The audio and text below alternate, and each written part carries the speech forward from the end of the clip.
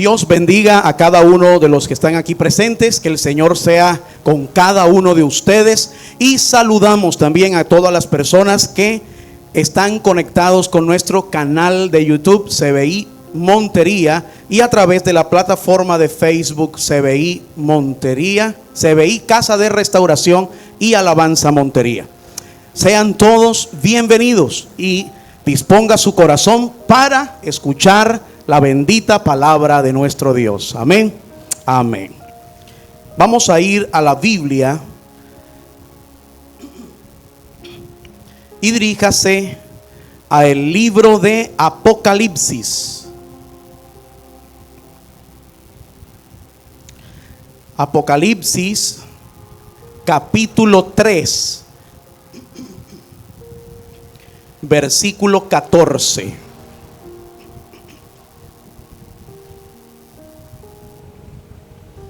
Apocalipsis capítulo 3, versículo 14. Los que pueden colocarse en pie, se colocan en pie. Aquí lo usamos como una manera de reverenciar la escritura.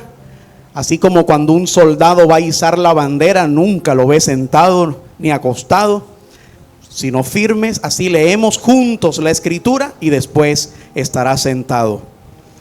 Lea conmigo, dice así: y escribe al ángel de la iglesia en Laodicea: he aquí el Amén, el testigo fiel y verdadero, el principio de la creación de Dios, dice esto: yo conozco tus obras, que ni eres frío ni caliente. Ojalá fueses frío o caliente, pero por cuanto eres tibio y no frío ni caliente, te vomitaré de mi boca. Porque tú dices: yo soy rico y me he enriquecido y de ninguna cosa tengo necesidad, y no sabes que eres un desventurado, miserable, pobre, ciego y desnudo.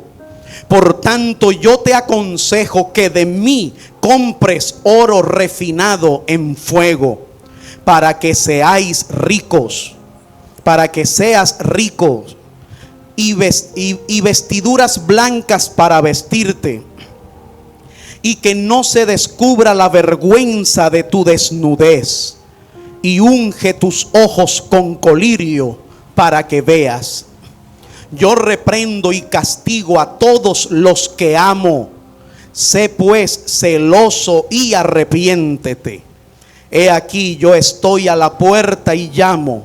Si alguno oye mi voz y abre la puerta, entraré a él y cenaré con él y él conmigo. Al que venciere, le daré que se siente conmigo en mi trono, así como yo he vencido y me he sentado con mi Padre en su trono. El que tiene oído, oiga lo que el Espíritu dice a las iglesias. Ore conmigo. Amantísimo Dios y Padre celestial, te damos a ti toda gloria y toda honra, Señor. Tú eres bueno, para siempre es tu misericordia. Te pedimos, Dios mío, que hoy seamos iluminados para poder entender tu palabra. Que la iluminación del Espíritu Santo venga sobre nosotros. Que nos ayude, Señor, a comprender, a recibir el mensaje que tú tienes para cada uno de nosotros. Te pedimos, Señor, que tu palabra haya cabida en nuestro corazón y que transforme nuestro ser. Que al salir de este lugar no seamos iguales. Te lo pedimos, Dios.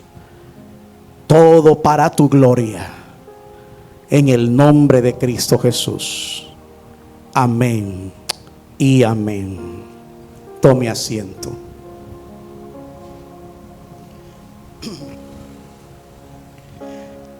Hoy termina una serie de mensajes que he venido enseñando acerca de las 7 iglesias del Asia Menor. Y hoy corresponde a la última iglesia que vamos a estudiar de esta serie. Es la iglesia de Laodicea. La iglesia de Laodicea.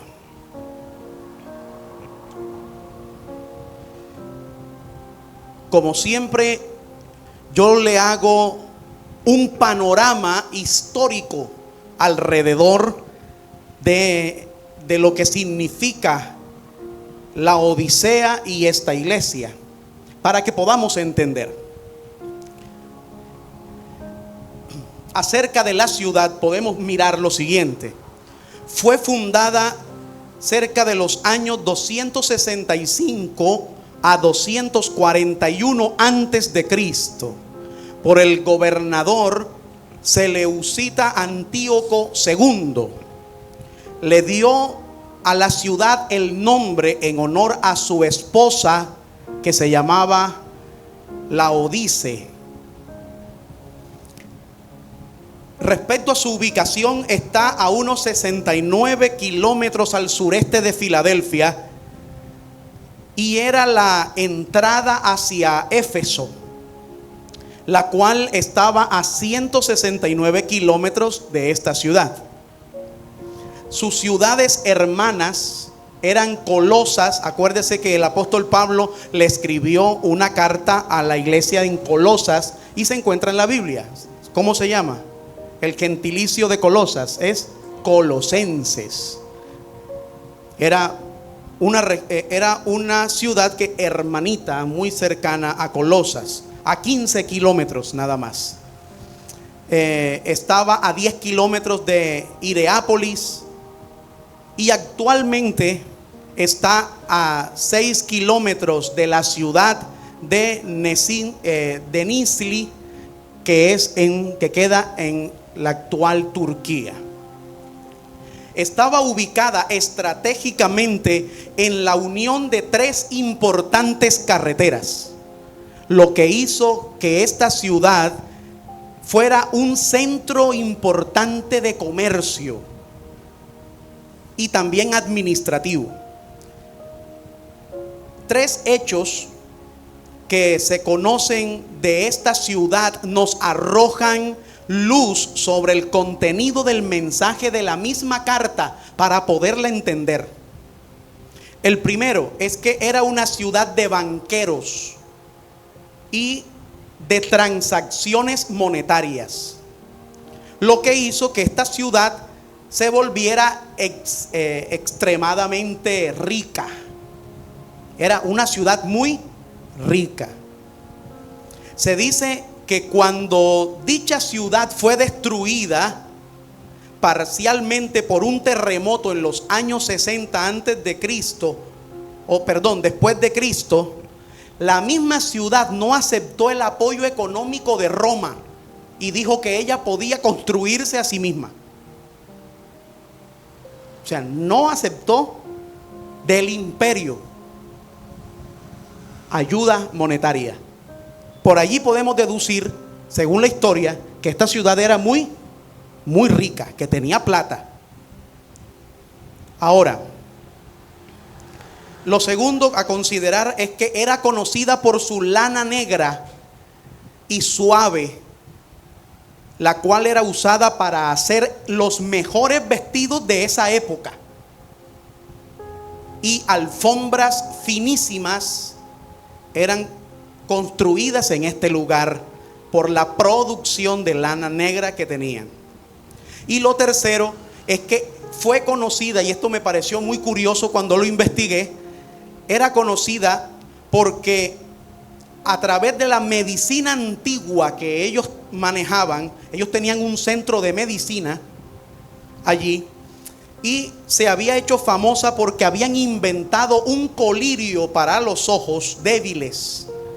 Entonces ellos habían desarrollado este colirio, y las personas de toda la región grecorromana que tenían algún tipo de afectación en la vista iban allá a comprar y a suministrar, a que se les suministrara el colirio para que pudieran sanar de cualquier enfermedad que tuvieran en los ojos. Se hicieron famosos por esto. Ahora, ¿qué más podríamos decir de esta ciudad? Tenían la mejor comida, era la mejor gastronomía de toda el Asia Menor, y las mejores bebidas las tenían ellos.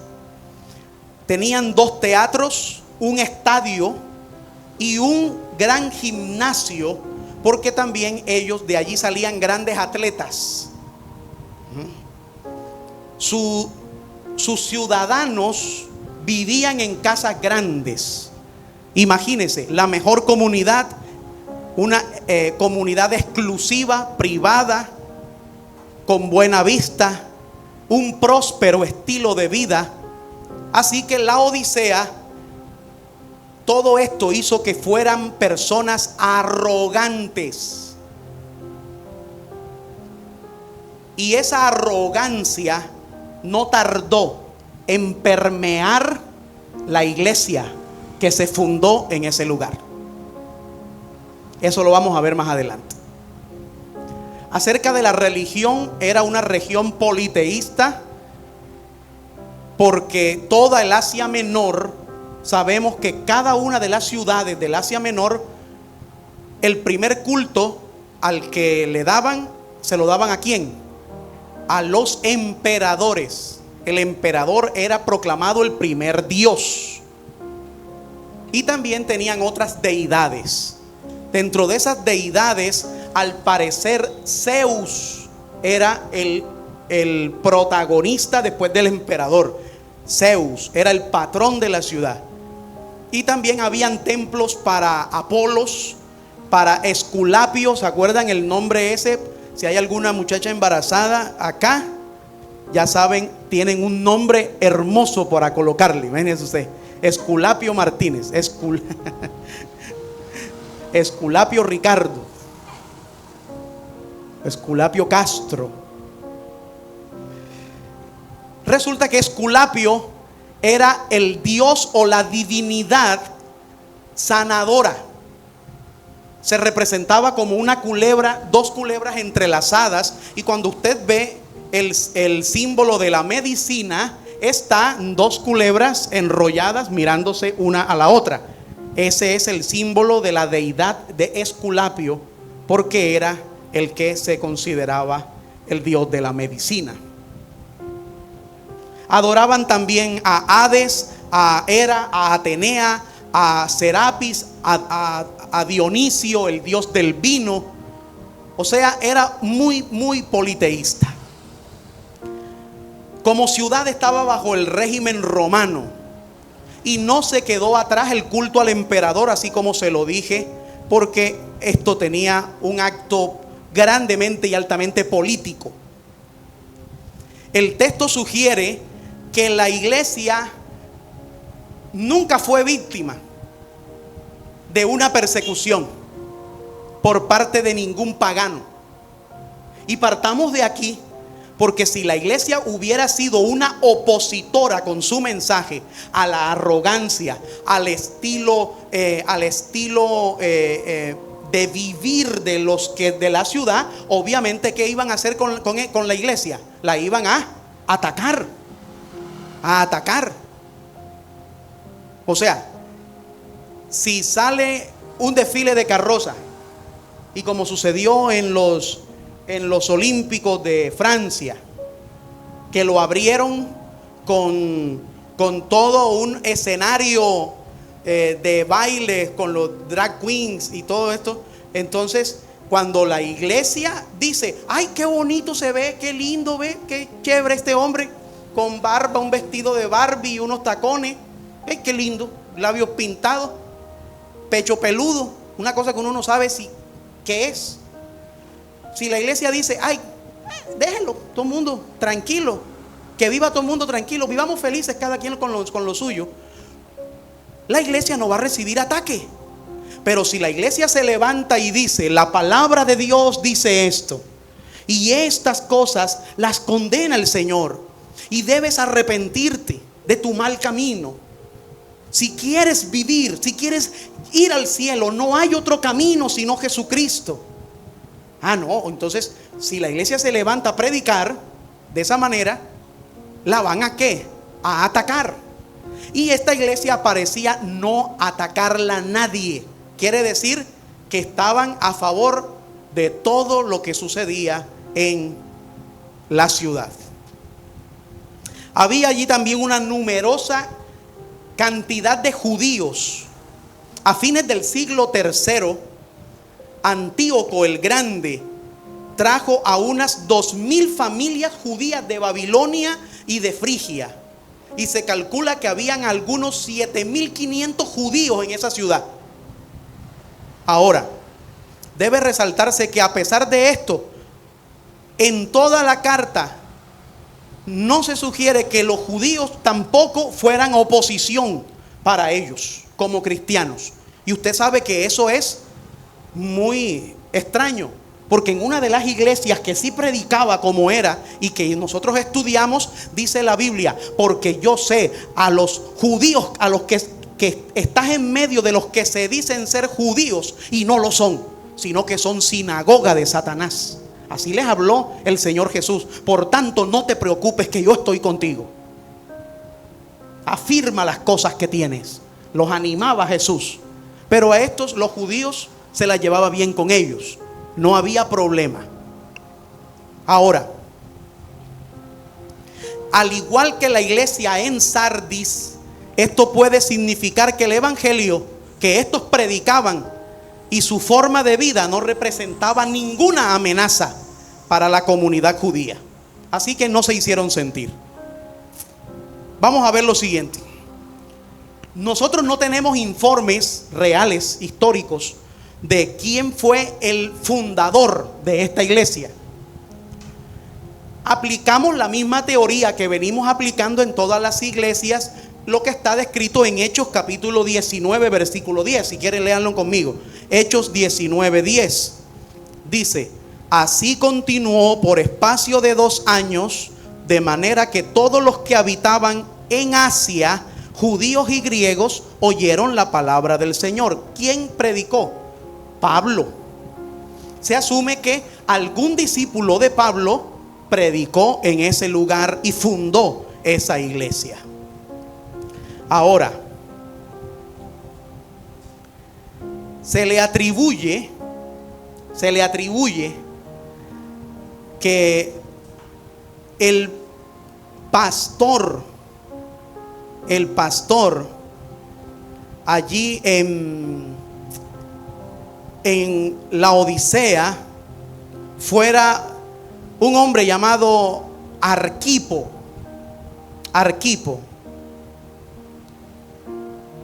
Vaya conmigo a Colosenses capítulo 4, versículo 15. Colosenses 4:15 dice así: saludad a los hermanos que están en la Odisea, y a Ninfas, y a la iglesia que está en su casa. Cuando esta carta haya sido leída entre vosotros, haced que también se lea en la iglesia de los laodicenses, y que la de la Odisea la leáis también vosotros. Decid a Arquipo, aquí está, decid a Arquipo: mira que cumplas el ministerio que recibiste en el Señor. Por eso se asume que él era el pastor. Por eso se asume. Y a este mismo es al que el Señor le dice, y vaya conmigo a el pasaje inicial, Apocalipsis capítulo 3, versículo 14, que comienza diciendo: escribe al ángel de la iglesia en la Odisea. Y cuando está hablando aquí el ángel de la iglesia, ya yo les expliqué que no está diciendo de un ángel celestial, que está hablando de el pastor de la iglesia, y Jesús, que es el que está dictando la carta para que Juan, que estaba exiliado en la isla de Patmos, la escribiera y se las mandara. Jesús está refiriéndose al pastor de las iglesias siempre como el ángel de la iglesia. El ángel. Escribe al ángel de la iglesia en la Odisea. Ahora, esto no quiere decir que los pastores son ángeles. En ninguna manera. Es una forma de expresión que usó Jesús para definir un alto grado de responsabilidad y el mensajero que Dios había colocado en ese lugar. Ahora, le dice, escribe al ángel de la iglesia. Ahora sí, vamos a describir el mensaje de esta iglesia, a esta iglesia.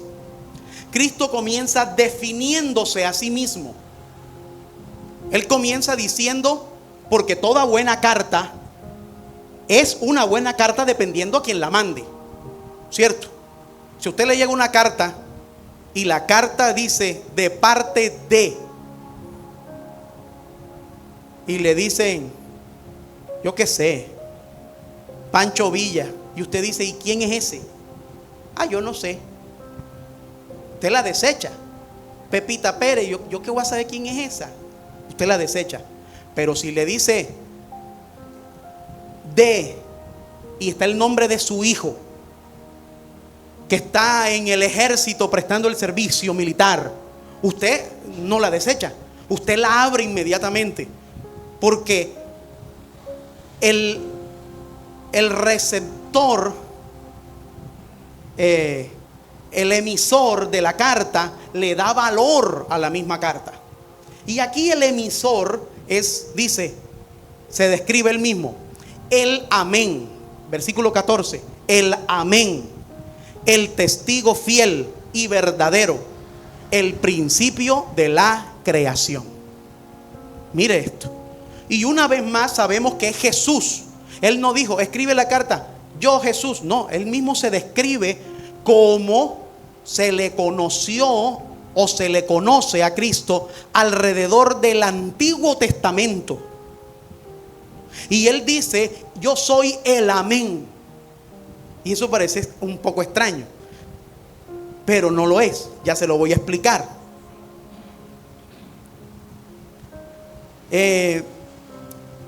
Cuando habla de el amén y el testigo fiel y verdadero, aunque muchos puede que lo sepan y otros no, el amén y el testigo fiel y verdadero, después de haber analizado esos títulos, entiendo que se trata del mismo título. Cuando usted lo estudia a través del griego, se trata del mismo título. ¿Por qué? La palabra amén, amén, proviene del hebreo que está escrito en Isaías 65:16. Vaya conmigo, Isaías 65:16, que dice, porque el que es bendecido en la tierra será bendecido por Dios, por el Dios de la verdad, por el Dios de la verdad. Repite ese concepto, por el Dios de la verdad.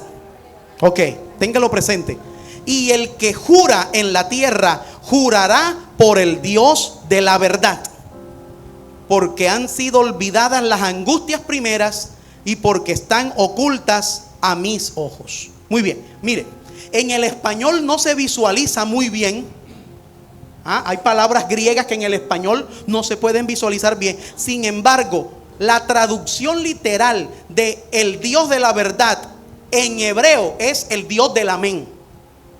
El Dios del amén. Entonces la palabra amén proviene de la palabra hebrea que significa verdad. Significa verdad. Además de verdad, significa confirmación, certidumbre. Y se refiere a lo que es firme o estable. Entonces, en ocasiones la palabra se utiliza en las doxologías. Las doxologías. ¿Sabe lo que es una doxología? La doxología está descrita mucho en las cartas y en el Nuevo Testamento y es una alabanza a nuestro Dios. Es una alabanza a nuestro Dios. Una de las doxologías muy conocida es mas el Dios de toda gracia que nos llamó a su gloria eterna os perfeccione, afirme y establezca. A Él sea la gloria por los siglos de los siglos. Y termina, amén. Toda doxología termina diciendo amén. Toda alabanza. O sea, esto es verdad. Esto es cierto. Mire bien.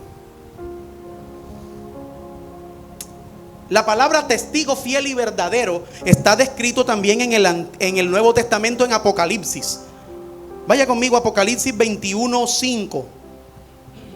Dice así: y el que estaba sentado en el trono dijo: he aquí yo hago nuevas todas las cosas. Y me dijo: escribe, porque estas palabras son fieles y verdaderas.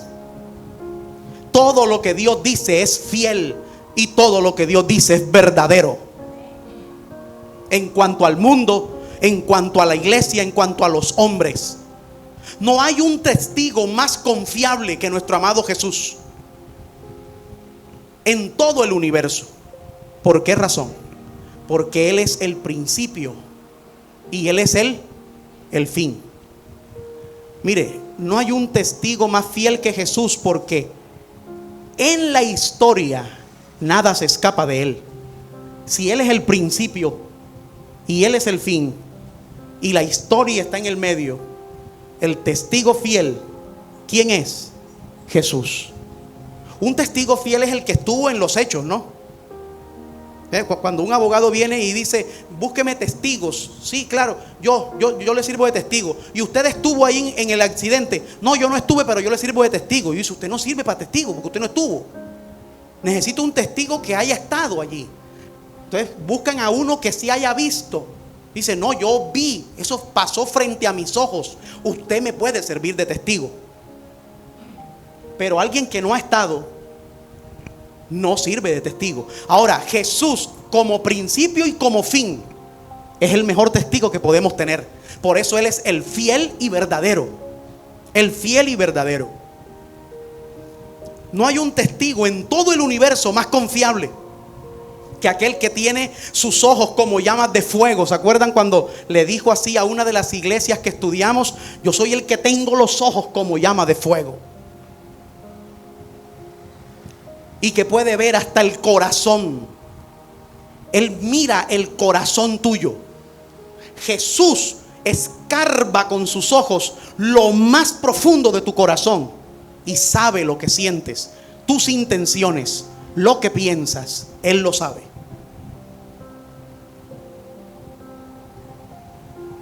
Ahora, el amén.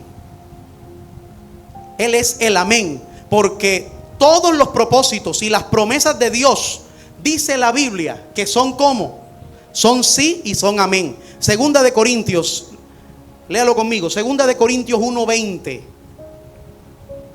Segunda de Corintios, o segunda a los Corintios 1:20. Dice: porque todas las promesas de Dios son en Él sí y en Él amén, por medio de nosotros, para la gloria de Dios. Entonces, Jesús se presenta como el origen y el jefe de todas las cosas.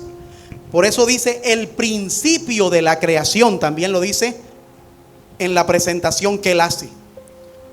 Erróneamente los testigos de Jehová, los mal llamados testigos de Jehová, han usado este pasaje para probar y diciendo: Jesús no es Dios, porque Jesús es la primera criatura creada. Ellos dicen así. ¿Por qué es la primera criatura creada? Porque dice allí en ese pasaje que Él es el principio de toda la creación. Pero resulta que tienen una mala interpretación del griego, porque la palabra griega que allí se se traduce como el jefe o el principal y el origen. La misma palabra se utiliza ¿dónde? En Apocalipsis 22:13. Léalo conmigo, Apocalipsis 22:13. La misma palabra se utiliza aquí. Yo soy el alfa y la omega. Acuérdese que alfa y omega son la primera y la última letra del alfabeto griego. Yo soy el alfa y la omega, el principio y el fin, el primero y el último. Y cuando ellos dicen, sí se da cuenta que Él es el principio, pero no es el principio de todo, sino que Él es el principio de la creación. Él es la primera criatura creada. Ahora, ¿usted cree que Jesús fue creado y al mismo tiempo ser Dios? Porque a Dios nadie lo creó. Y Jesús es Dios. Entonces, el apóstol Pablo lo define clarito cuando dice en Colosenses, vaya conmigo, Colosenses 1:15, allí lo describe. Colosenses 1:15. ¿Qué dice? Él es la imagen del Dios invisible, el primogénito de toda la creación, porque en Él fueron creadas todas las cosas, tanto en los cielos como en la tierra, visibles e invisibles, ya sean tronos o dominios o poderes o autoridades. Todo ha sido creado por medio de Él y para Él. Y allí el apóstol Pablo dejó claro una cosa: Jesús no es una criatura, Jesús es el de donde procedió toda la creación. Él es el creador, porque en Él y por medio de Él y para Él fueron creadas todas las cosas. Amén. Amén. Ahora mire,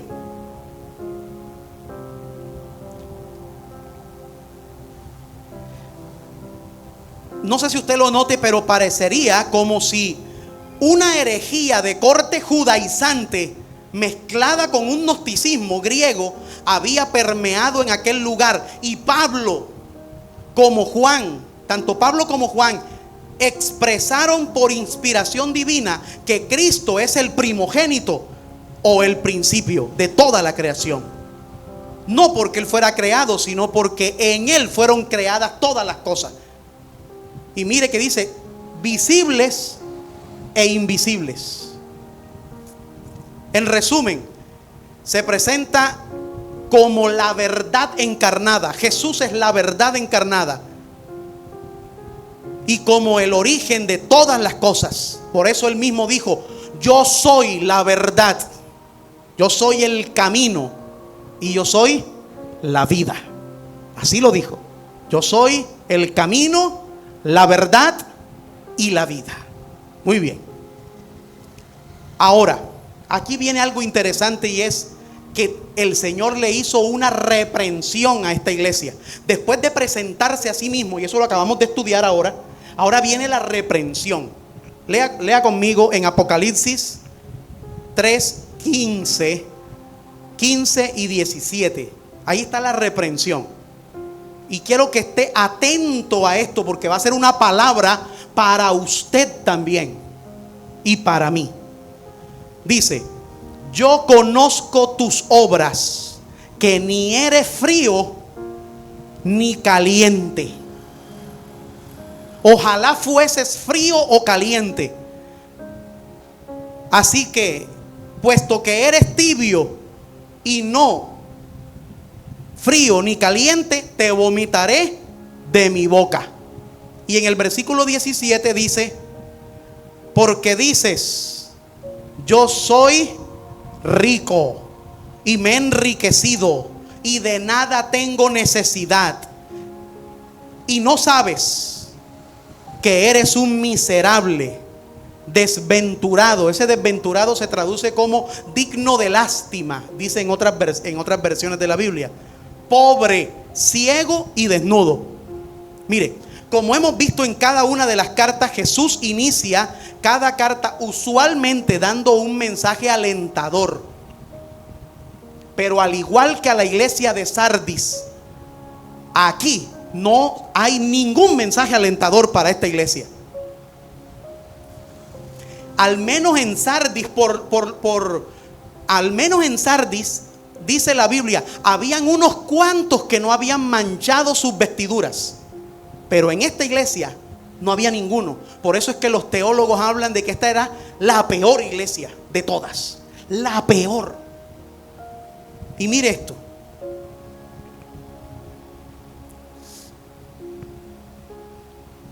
Esto es duro. Sobre todo para aquellos que tienen un don identificando las evidencias de gracia que hay en otros y buscando siempre algo amable. Nuestro hermano Ricardo creo que tiene ese don de buscarle el lado bueno a las cosas siempre. Uno le plantea un problema y uno está jalándose los pelos y el hermano dice, no, pero eso está, seguro es por esto y por esto. Así sencillo, y resuelve el problema así facilito. Uno no sabe si darle rabia o darle tristeza. Pero para los que tienen esa virtud de andar buscando lo bueno dentro de todo, es desalentador, porque a esta iglesia no había nada que decirle bueno. Y cuando no hay nada bueno que decir, lo mejor es decir la verdad. Escuche eso. Cuando no hay nada bueno que decir, lo mejor es decir la verdad. Y Jesús le dijo a ellos la verdad. ¿Qué les critica Jesús a esta iglesia? Le dice, yo conozco tus obras, le dice Jesús. Yo conozco tus obras. Y aquí se caracteriza el Jesús presente, el que está contigo, el que sabe lo que tú vives, el que sabe lo que tú y yo hacemos. Y le dice aquí, yo te conozco. Es interesante que no había ninguna evidencia en particular, ni siquiera de herejías. O sea, en otras iglesias estaban los balamitas, estaban los falsos maestros. Acá Jesús no le dijo nada. No había evidencia en particular de que tuvieran falsa doctrina allí, diciendo, por ejemplo, ni tampoco inmoralidad. En otra iglesia le dijo, ustedes tienen a la Jezabel, esa metida ahí dentro, que invita a las personas a fornicar. No, esta iglesia ni falsos maestros, ni los corrige por la Jezabel, nada. Y aún así era la peor iglesia. ¿Por qué razón?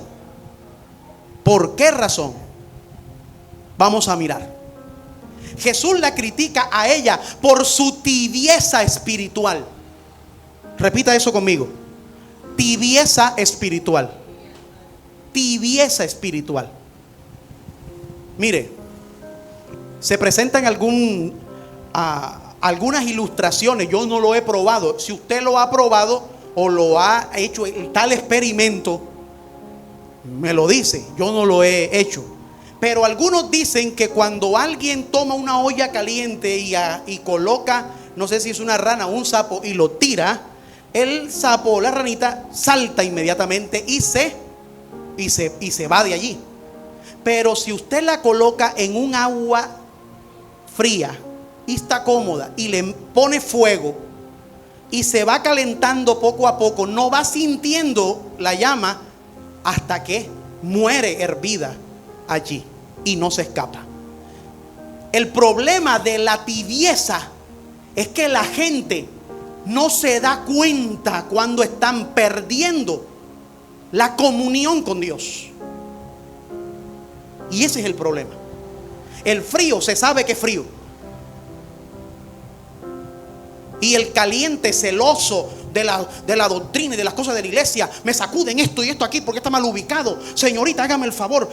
Sobre todo las que son mayores en la iglesia, las ancianas y los ancianos de la iglesia, vienen y son más estrictos al corregir. Hágame el favor, tápese bien, siéntese bien, adore al Señor, cierre los ojos, estamos adorando al Señor. Eso se llama celo, ¿cierto? Y el frío es el que no le importa nada de Dios. Pero el tibio es el que no está situado en ninguno de los dos extremos, en un punto medio. El que cree que es cristiano y que está bien con Dios, pero está mal con Dios. Y mire esto aquí. El Señor le dice: por cuanto ni eres tibio, por cuanto ni eres frío ni caliente. Dice: ojalá fuese frío o caliente. Ojalá fuese frío o caliente. Pero como eres tibio, te vomitaré de mi boca, dice el Señor. El estado espiritual descrito aquí, en términos de la realidad conocida por ellos, y a mí me asombró investigar esto. La Odisea tenía un suministro de agua para toda la ciudad. Como el agua debía viajar varios kilómetros por un acueducto subterráneo, el agua llegaba sucia y tibia. Sucia y tibia. Al no ser lo suficientemente caliente, no podía relajar ni rehabilitar. Y al no ser lo suficiente fría, no podía refrescar. Entonces, por esa condición, la ciudad la encontraba repugnante el agua para podérsela beber. Para podérsela beber. Entonces el Señor usa esta figura conocida para esta ciudad y para esta iglesia. Porque así algunos describieron que los viajeros llegaban y al probar el agua, muertos de sed, al probar el agua, había un lugar especial donde ellos vomitaban por el agua tibia. Tenían sed, probaban el agua tibia, pero al mismo tiempo les inducía el vómito y tenían que vomitar.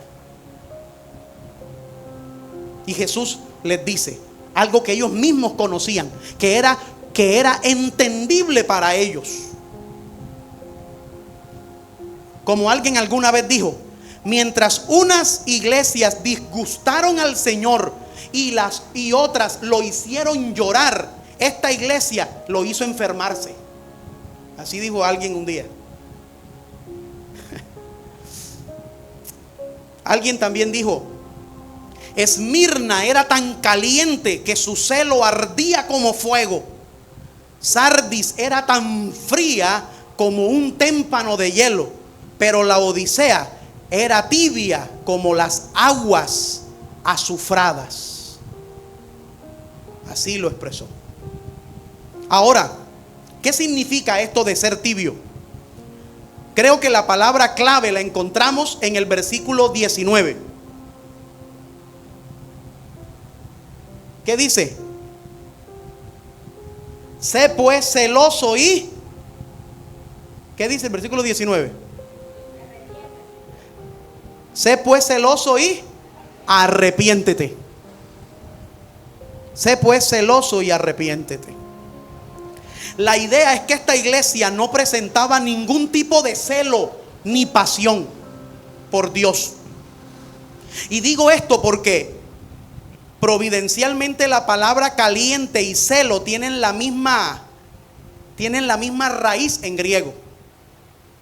Al parecer, el materialismo estaba apagando el celo por Dios y su gloria. Y sobre esto otra persona dijo lo siguiente: si hay algo que conduce a un estado de letargo espiritual, es el materialismo, pues nos hace sentir que el cielo no es nuestro hogar, donde este lugar es un paraíso suficiente para nosotros, donde no vivimos para Cristo, sino para el confort. Mire, allí no había ningún tipo de celo moral ni doctrinal, ningún celo. Y uno tiene que ser amoroso, pero uno tiene que ser celoso por las cosas de Dios. Si a usted le da lo mismo levantar la mano y al mismo tiempo con esas manos señalar, juzgar, criticar, inventar cuentos, con la misma boca que oras a Dios, al mismo inventas un chisme, le levantas calumnia a otro. Y con la misma mano que tocas el instrumento para Dios, en la noche cuando nadie lo ve y está con su novia, con la misma pasión que toca el piano, también la toca ella, sin ser un matrimonio todavía. Y el asunto no es que haga el pecado. El asunto es que el tibio no le da nada a hacer el pecado y hacer las cosas de Dios.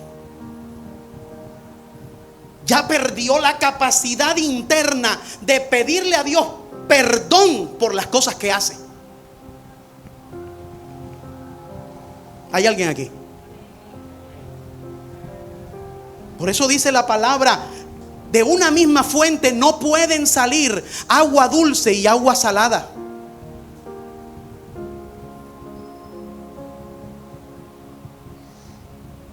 No pueden. Entonces, así como eran desagradables las aguas tibias de la Odisea, así también la temperatura espiritual de esta iglesia provocaba repugnancia a Cristo. Ya el celo se perdió, el entusiasmo. Y tenemos que revisarnos internamente. Lo que hacemos por Dios, lo que hacemos en la casa de Dios. Porque yo les doy, hay unos aquí que tienen la designación para hacer cosas en el servicio. Me gusta toda la responsabilidad que ha estado teniendo Paula con la asignación que se le dio. Pero es que yo no solo la asigné a ella los domingos, también hay una asignación los miércoles. Aquí hay 3 micrófonos porque hay una asignación de un ministro de alabanza. Y hay otras asignaciones que no se han dado, que nosotros los pastores podemos cubrir. Pero usted también tiene que tener celo. Si usted ve que un niño está rayando la pared, usted no diga: eso es de los pastores, que los pastores hagan. No, señor. Es la casa donde usted se reúne a adorar a Dios. Y usted vaya y dígale: no, señor, no haga eso. Ay, pero es que ese es el hijo de otro. No importa, su celo lo llevó a eso. Ahora, mire, ¿qué fue lo que movió a Jesús cuando dice la Biblia que fue a la casa y encontró que habían cambistas en ese lugar? Parecía el mercado Lorica, literal. O sea, iban allá y afuera del templo, acuérdese que las personas vendían cuando iban a ofrecer, por ejemplo, 2 bueyes y vivían lejos. Oye, ¿quién se va a llevar 2 bueyes 60 kilómetros? Ninguno. Entonces lo vendían y se llevaban la plata. Y afuera del templo compraban los 2 bueyes o los 3 bueyes y los ofrecían al Señor. ¿Me hago entender? Como eso se volvió un negocio, entonces había cambistas. Ey, yo te la cambio, yo te vendo el buey más barato. Y el otro acá: ¿quién dijo? Te lo doy yo más barato. Y tú sabes, la pelea del comercio, ¿no? Y cuando llegó Jesús a la casa, encontró tremenda bullaranga. Y todos allí diciendo: yo te la vendo más, yo la doy más barato. Y Jesús llega en medio de ese escenario. ¿Y qué hizo? Tomó un látigo y tomó la mesa de los cambistas, ¡pra!, y dice que la volcó con todo y plata. ¿Y sabes qué hizo? Eso El celo. Porque la Biblia dice en los Salmos: el celo por tu casa me consume. Eso dijo David. Y eso hablando de, porque David era imagen representativa de Cristo mismo. El celo movió. Y por eso él dijo, Jesús, cuando volteó la mesa, ¿qué dijo? Mi casa es casa de oración y ustedes la han convertido en cueva de ladrones. ¿Sí se dan cuenta? Que Jesús si era caliente, pero hay uno frío. No les importa nada. Las cosas de Dios son como sea. Por eso cuando venimos a la casa de Dios tenemos que ser celosos por las cosas de Dios. Y en lo primero que tenemos que ver cómo estamos es en nuestra vida interior. Estoy siendo yo el esposo que dice la Biblia que debo ser, la esposa que dice la Biblia que debo ser, el hijo que debo ser. Estoy siendo yo. Soy el trabajador que dice la Biblia que debo ser. Soy el cristiano, o soy el cristiano en la iglesia. Ando cargando con el disfraz. Me pongo el disfraz de cristiano en la iglesia, pero apenas salgo de los perímetros de la iglesia, ¿en qué me vuelvo? Entonces, esta iglesia le provocó la repugnancia a Jesús por eso, por su tibieza. Jesús la critica por su actitud arrogante y presuntuosa. Le dice: es que tú dices, yo soy rico. Mira, ellos mismos: yo soy rico, me he enriquecido y de nada tengo necesidad. ¿Han escuchado ustedes a personas que dicen así? Yo estudié y estudié fue para tener lo que tengo, por eso tengo lo que tengo. A mí nadie me regaló nada. Ustedes no han visto que a veces el que luchó y tuvo algo es el más indolente con las personas que son como él cuando comenzó. He visto personas que le dicen a sus maridos: mi amor, vamos a ayudar a mi hermanito. Mi hermanito tiene 7 añitos y no tienen. Yo quedé de mandarle mensualmente a mi mamá para colaborarle con mi hermanito para que estudie. Y él que tiene su pregrado, su doctorado, su maestría, dice: no le mande nada, que a mí nadie me dio nada cuando yo estuve solo. Y si a mí nadie me dio nada, él tampoco, que salga adelante como yo lo hice. Se vuelven como indolentes. Y esta iglesia dijo: yo me he enriquecido y de nada tengo necesidad. Pero Jesús les dijo: y no sabes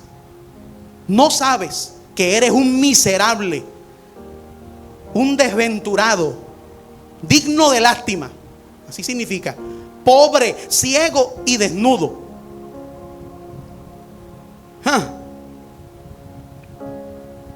¿Sabe? A mí me asombra una cosa que miré aquí, y véala conmigo.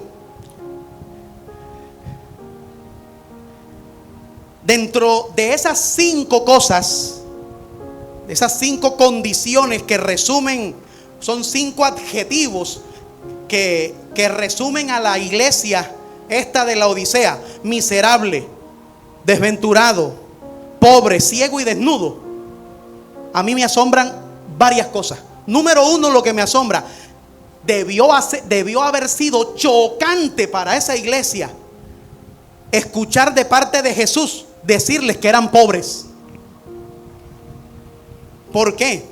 Porque se trataba de una iglesia rica, que tenían economía buena, dinero, y Jesús los está llamando pobres. La realidad es que aunque sus bolsillos estaban llenos, su corazón estaba vacío. Y se le olvidó lo que el profeta Isaías dice en Isaías 66:2. Todo esto lo hizo mi mano, y así todas estas cosas llegaron a ser, declara el Señor. Pero a este miraré, al que es humilde y contrito de espíritu, y que tiembla delante de mi palabra. Se les olvidó eso. Se les olvidó temblar delante de la palabra de Dios. Porque a veces cuando la palabra de Dios, escúcheme, usted tiene dos maneras de ver la predicación de la palabra. La primera, y ambas no son mi concepto, ambas son el concepto de la misma Biblia. La primera es que usted está escuchando una conferencia de alguien que preparó un mensaje. Y la segunda es que usted está escuchando hablar a Dios mismo. Y la Biblia dice que cuando se predica la palabra de Dios, se está escuchando hablar a Dios. Por eso dice la palabra: mas Jehová está en su santo templo, calle delante de él toda la tierra. Cuando uno cree que es una conferencia lo que está oyendo, uno se aburre y empieza en la silla a cambiar de nalga cada rato. Empieza uno a decir: ay, ¿cuándo dejará este viejo de hablar? Pero cuando uno está oyendo a Dios y uno sabe, ese es el mensaje de Dios, uno está atento a él, porque las palabras de Dios son vida. Mire, debió haber sido chocante para esta iglesia que la llamara pobre cuando eran ricos.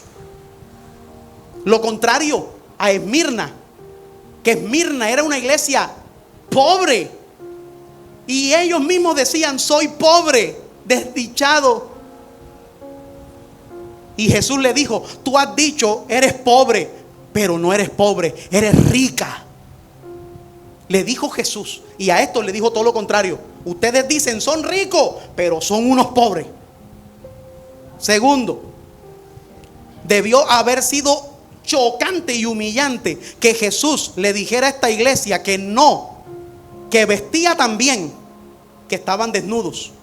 Óigame bien, porque es que realmente esta iglesia, como productora de lana, no la iglesia sino la ciudad, tenían las mejores ropas. Entonces es como que tú vengas a la iglesia con tu traje Hugo Boss, bien espectacular, hecho a la medida.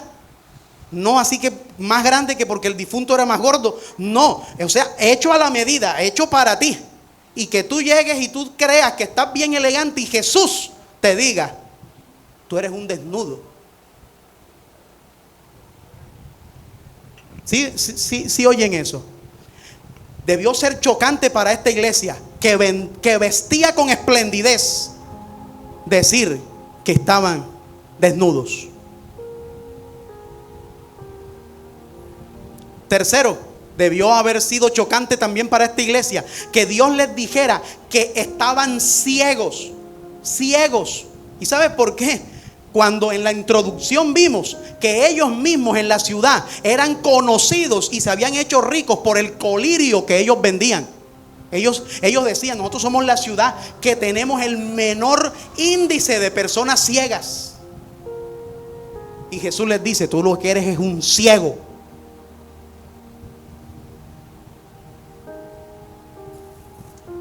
Eso es increíble.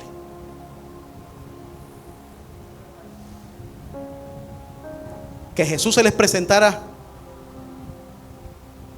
y que les dijera: en el lugar donde muchos vienen a ser curados, que les digan están enfermos. Así que la tibieza de la iglesia había cerrado sus ojos a la realidad del pecado.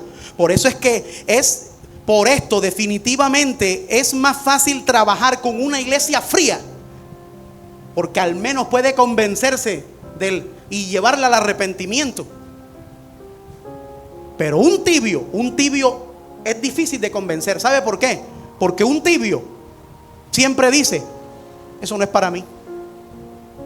Esa palabra, y no vino fulano, que esa la palabra era para él. Hay gente que así. Hay gente así.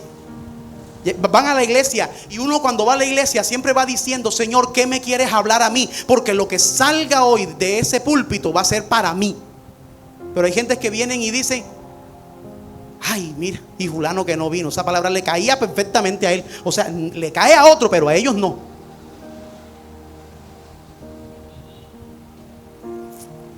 Y ahí es donde vemos nosotros un tibio parece que tiene el calor suficiente. Según él, tiene suficiente calor, pero su calor no es suficiente para Jesús. No hay alguien más digno de lástima que aquel que se imagina que es un buen cristiano, mientras que en la realidad Cristo